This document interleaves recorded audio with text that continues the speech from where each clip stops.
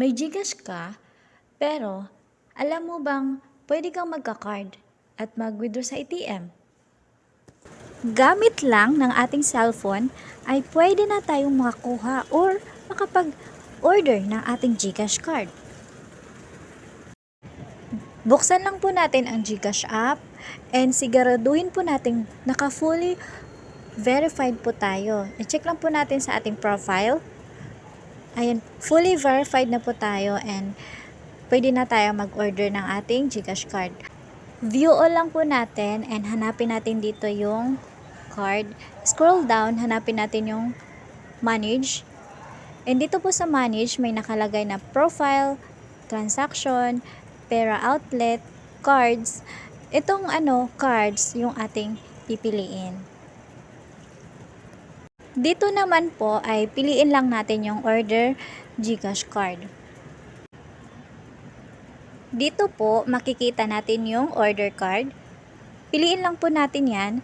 Pero yung sa akin ay nakapag-order na kasi ako kaya hindi ko na siya ma-click. Pero ipapakita ko po sa inyo kung ano po yung mga kailangan nating i-fill out para makapag-order po tayo ng ating GCash card. Ito po yung mga kailangan nating i-fill out and yung delivery address po natin ay siguraduhin tama po siya kasi dyan po i-deliver yung ating GCash card. And then, pagkatapos po niyan ay proceed po tayo sa pay. Kailangan may laman po ang ating GCash para makapagbayad po tayo ng ating delivery fee and yung ating card. Yung sa akin dito, ang nabayaran ko ay nasa 250, pero ito po ay depende sa kung saan po yung location nyo po. Pagkatapos po nun ay antayin lang natin ng mga 1 week. Yung sa akin mga 7 days bago ko siya na-receive and ipapakita ko po kung ano po yung itsura niya nung na-receive ko na siya. So ito, nagamit ko na kasi siya ng mga 2 beses pa lang.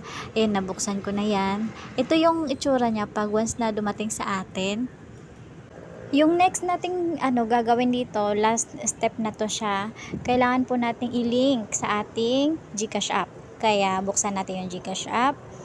Ayan. I-link natin para magamit natin yung card natin.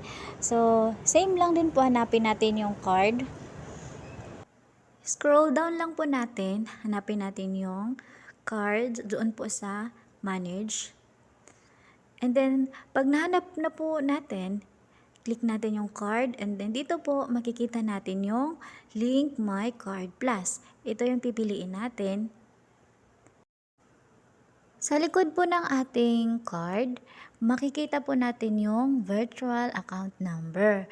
Yung sa dulo, yung dulo ng number, yung 4 po doon ay ilagay po natin dito sa last 4 digit of card.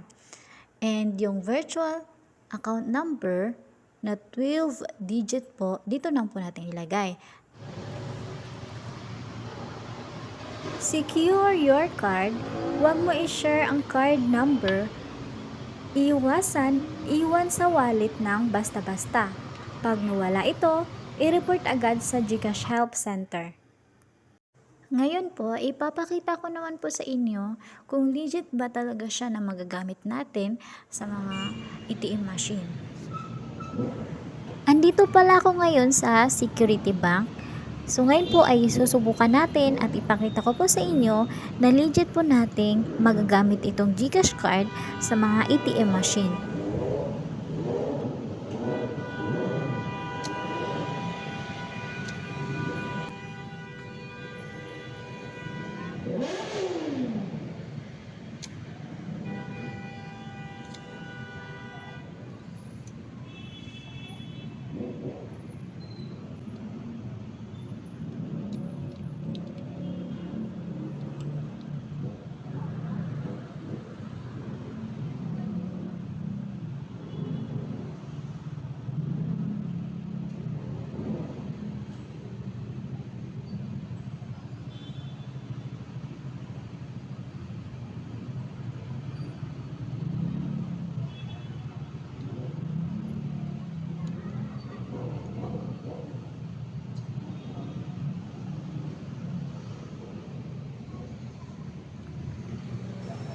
Take note po guys, meron po itong transaction fee.